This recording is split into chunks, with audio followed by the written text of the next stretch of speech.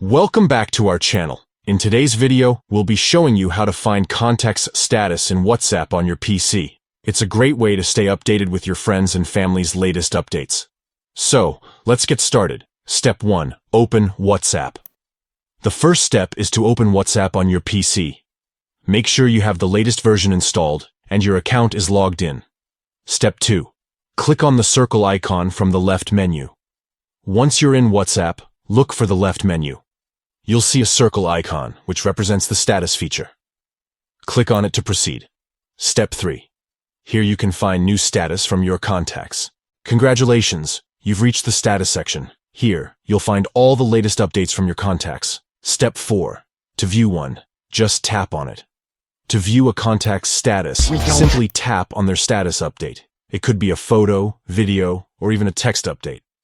Take your time and explore the different updates from your friends and family. And that's it!